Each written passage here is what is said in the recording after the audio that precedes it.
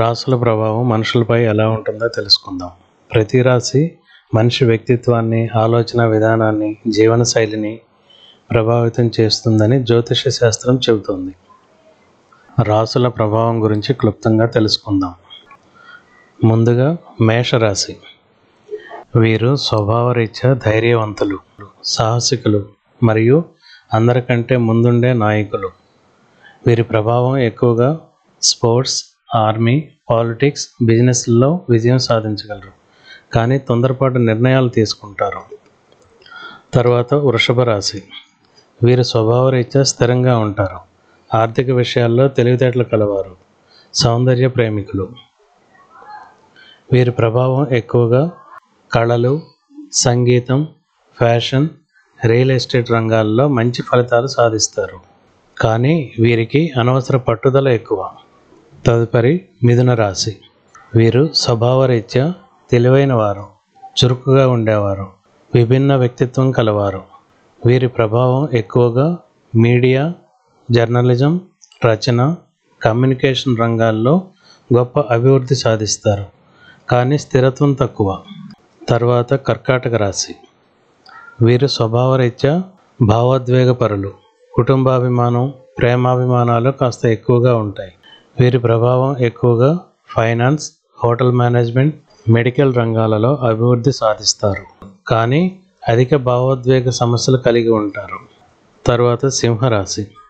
వీరు స్వభావరీత్యా గర్విష్ఠులు, నాయకత్వ లక్షణాలు అధికంగా కలవారు, నమ్మకంగా ఉండే వ్యక్తులు. వీరి ప్రభావం ఎక్కువగా సినిమాలు, పాలిటిక్స్, లీడర్షిప్ వంటి రంగాలలో రాణిస్తారు, కానీ అహంకారం ఎక్కువ. తర్వాత కన్యా రాశి. వీరు స్వభావరీత్యా విశ్లేషణాత్మక మనస్తత్వం కలవారు, పరిశీలనాత్మకంగా వ్యవహరించే వ్యక్తులు. వీరి ప్రభావం ఎక్కువగా డాక్టర్లు, ఇంజనీర్లు, అకాడమిక్ రంగాల్లో మంచి ఫలితాలు సాధిస్తారు, కానీ వీరు ఎక్కువగా ఒత్తిడికి గురవుతుంటారు. తదుపరి తులారాశి. వీరు స్వభావరీత్యా సమతుల్యత, న్యాయసిద్ధమైన ఆలోచన, స్నేహశీలులుగా ఉంటారు. వీరి ప్రభావం ఎక్కువగా న్యాయవాద, కౌన్సిలింగ్, ఫ్యాషన్, క్రియేటివ్ రంగాల్లో మంచి విజయాలు సాధిస్తారు. వీరు ముఖ్యమైన నిర్ణయాలు తీసుకోవడంలో ఆలస్యం చేస్తారు. తదుపరి వృశ్చిక రాశి. వీరు స్వభావరీత్యా ఆత్మవిశ్వాసం, రహస్య ప్రేమికులు, పట్టుదల గల వ్యక్తులుగా ఉంటారు.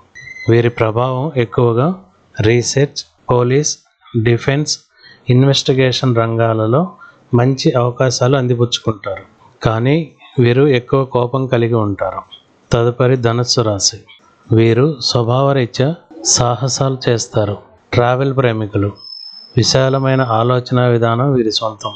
వీరి ప్రభావం ఎక్కువగా లెక్చరింగ్, రైటింగ్, ఆధ్యాత్మిక రంగాలలో మంచి ఫలితాలు సాధిస్తారు, కానీ అసహనపరులు.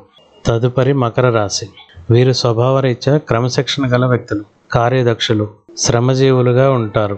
వీరి ప్రభావం ఎక్కువగా అడ్మినిస్ట్రేషన్, బిజినెస్, గవర్నమెంట్ ఉద్యోగాలలో మంచి స్థానం పొందుతారు, కానీ వీరు ఎక్కువ పని చేయడం వల్ల ఒత్తిడికి గురవుతారు. తదుపరి కుంభరాశి.